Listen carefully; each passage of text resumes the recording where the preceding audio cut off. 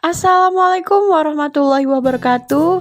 Halo adik-adik, kali ini kita akan belajar mengenai mitigasi bencana. Adik-adik ada yang tahu nggak sih apa itu mitigasi bencana? Benar, mitigasi bencana yaitu segala upaya yang dilakukan untuk mengurangi resiko bencana. Nah, kali ini kita akan belajar mengenai mitigasi bencana angin puting beliung.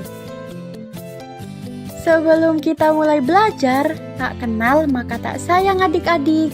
Perkenalkan, nama kakak Naya, dan juga teman kakak ada Kak Vina dan Kak Syifa. Nah, adik-adik, ini adalah contoh dari angin puting beliung.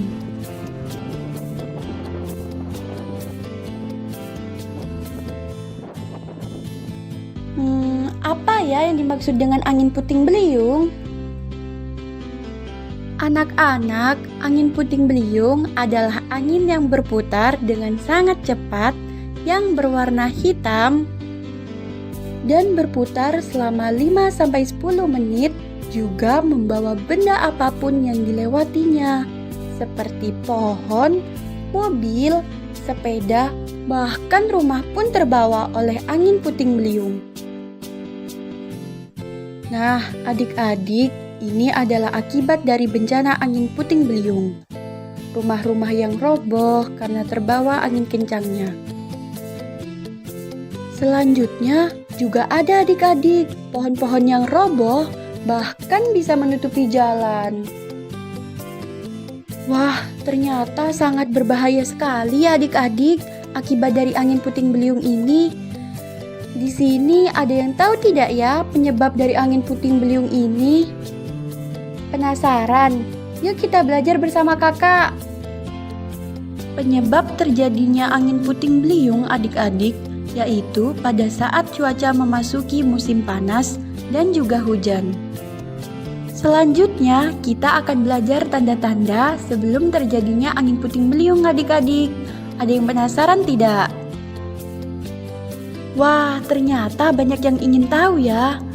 Nah, yang pertama yaitu pada saat malam hari, udara terasa gerah atau sumuk adik-adik, padahal sudah menyalakan kipas.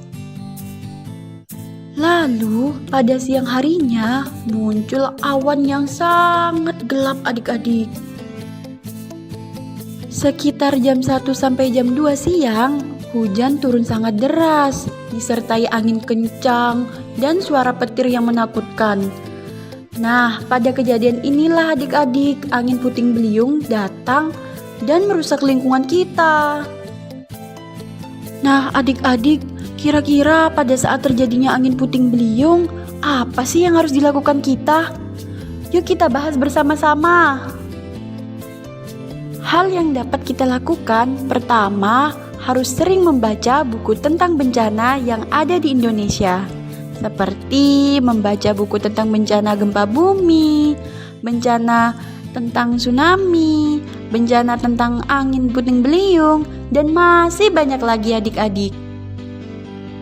Yang kedua, adik-adik bisa loh meminta bantuan kepada orang tua untuk melihat perakiraan cuaca pada hari ini, agar adik-adik tahu bagaimana cuaca untuk hari ini, apakah terjadi hujan ataupun tidak.